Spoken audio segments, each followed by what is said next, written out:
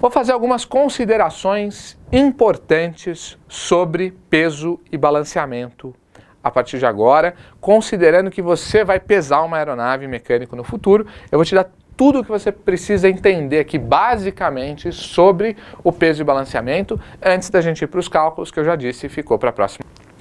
Primeira coisa é ponto de pesagem. A gente pode pesar essa aeronave em qualquer ponto? Não. Lá no manual de manutenção vai ter os pontos aonde você tem que colocar a balança. Então, a primeira coisa é entender que existem alguns pontos para você colocar a balança. Existem balanças de célula que você vai macaquear a aeronave, você vai pôr entre o macaco e a aeronave. E aí ele vai conseguir pesar, né? Então esse é o tipo mais comum. A gente dá uma leve erguida na aeronave e ali entre, né, no ponto de apoio do macaco e a aeronave, a gente põe uma célula de balança lá. Isso é o mais comum. Mas o importante é entender que sempre haverá pontos de pesagem numa aeronave. De modo geral, os pontos de pesagem são os trens de pouso, de modo geral. E aí a gente pode usar um tipo de balança que é plataforma também. Então ela é uma plataforma onde você põe o avião em cima dela, né, com a rodinha. Melhor e mais seguro, já falo por quê. Nivelamento da aeronave. Pessoal, muito importante, a aeronave está nivelada. Por quê? Vamos lá, essa aeronave aqui, vamos pensar que ela tem uma biquilhazinha, né, um trem de cauda, trem auxiliar e o trem principal. Então vamos imaginar que eu vou pesar ela. Os pontos de pesagem são os trens de pouso. Eu não preciso nem dizer que se essa aeronave não estiver nivelada, se ela tiver, por exemplo, com o nariz mais embaixo, a maior parte do peso vai se concentrar na roda dianteira. E você vai ter uma leitura incorreta. O contrário também é verdadeiro. Se eventualmente ela não estiver nivelada e ela estiver com o nariz mais alto, você vai concentrar um peso aqui maior. Então, para a gente pesar a aeronave, a gente tem que colocar ela no horizonte. Léo, como é que a gente faz isso? Existem pontos na aeronave que estão lá no manual de manutenção que você põe um nível. Simples assim, né? Então você põe um nível lá. Se eu colocar o nível aqui na asa, não pode, porque a asa ela já é curva, então não tem jeito. Mas existem alguns pontos de nivelamento que o fabricante já deixou lá niveladinho. Ele fala assim, ó, se a aeronave estiver nivelada, esse ponto está nivelado. Então lá você tem que pôr o nível. Beleza? O mais importante do peso e balanceamento é o nivelamento longitudinal. Existe esse eixo longitudinal, que vocês já sabem o que é, e eu quero que ele esteja nivelado assim. Mas é importante eu estar nivelado assim também.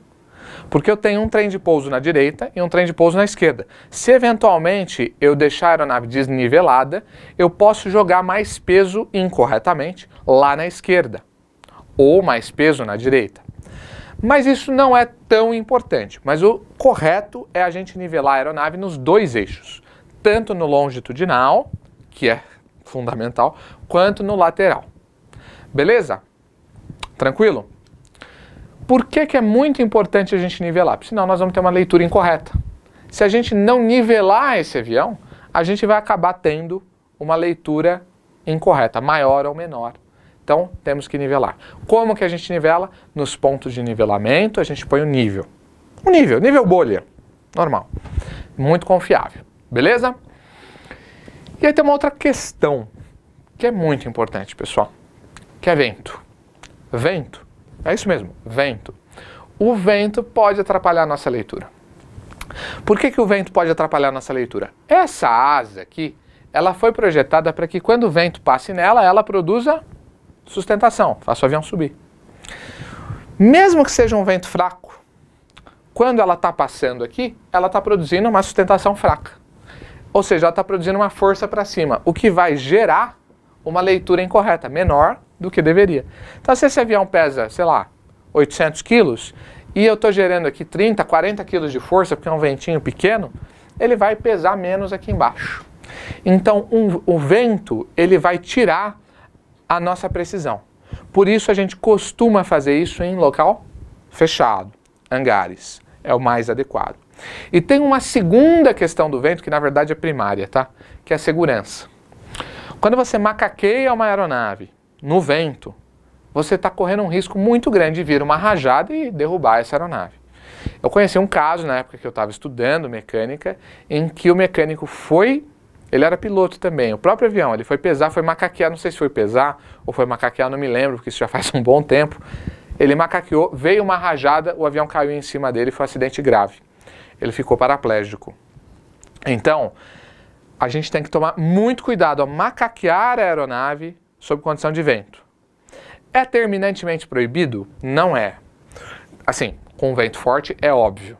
Fora do hangar, é terminantemente proibido a gente macaquear a aeronave? Não. Você vai observar se o vento está forte ou não e tal. Mas é altamente recomendado que não se faça. Entende? Então a gente vai tentar fazer isso sempre em ambientes em que o vento não interfira por segurança.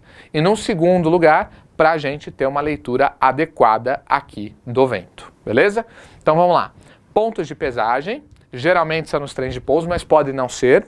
E aí você vai colocar a balança nos pontos que o avião, né, que o fabricante disser. Então geralmente no trem de pouso principal e no auxiliar, que pode ser lá atrás, ou no trem de pouso principal e no auxiliar, que pode ser na frente também, não faz diferença. Nesse caso a gente vai fazer pesagem com balança de plataforma. E aí a gente tem combustível mínimo. Geralmente a gente vai pesar essa aeronave no combustível mínimo. Lembra aquilo que eu falei? Drena todo o combustível possível e deixa só o combustível residual, aquele combustível morto lá, que vocês já viram ou verão nos sistemas de combustível, que existe um pouquinho de combustível que está abaixo do pescador, que não é possível usar. Então esse combustível que é não utilizável, ele vai ficar lá, beleza? Combustível morto, combustível não utilizável. E o óleo também. De modo geral, para a gente pesar a aeronave vazia, a gente tira o óleo, né, da aeronave e deixa só o óleo não utilizável. Se por algum motivo não for possível tirar o óleo ou não for possível tirar o combustível, você vai precisar pesar com tudo e depois fazer uma subtração tanto do peso quanto do momento do combustível e do óleo total. E isso é lição de casa. Na sua apostila você tem um exemplo em que a aeronave ela é pesada com óleo e combustível e depois você precisa subtrair. Não basta só subtrair o peso, você tem que subtrair o momento. Mas deixa que na próxima aula eu te lembro que você tem que fazer isso. Não estude isso até a próxima aula, senão você não vai entender. Beleza? E por fim a tara. Tara de balança, pessoal, a gente usa em qualquer lugar. Quando você vai num self-service, por exemplo, pesar o seu prato de comida, você não paga pelo prato, você só paga pela comida. Como é que a gente faz isso? A gente põe uma tara na balança. A gente põe o prato lá em cima da balança, clica em tara, ela fica zerada. E aí você põe a comida lá em cima do prato, e aí você só vai ver o peso da comida. Então se o prato pesa 500 gramas, por exemplo, e você põe mais 500 de comida, na verdade tudo vai pesar 1 quilo. Mas a balança só vai mostrar 500 gramas, porque ela está com uma tara de 500 gramas, que é o peso do prato. Aliás, é lei, vocês já devem ter visto por aí nos restaurantes, né? Tara, peso do prato, tantos gramas, certo? Então isso é muito importante que vocês entendam. A tara da balança a gente vai usar, sim. Se eu colocar um nível no avião, eu tenho que pôr uma tara na balança, né? Do nível, certo? Se eu pôr um nível aqui, o que eu tenho que fazer? Tirar o nível, tem que descontar o nível da balança. Se eu puser, sei lá, qualquer coisa, né, uma ferramenta para prender a aeronave, não faz parte da aeronave, não faz parte do peso vazio, tem que descontar. Isso que é a tara. Tudo bem?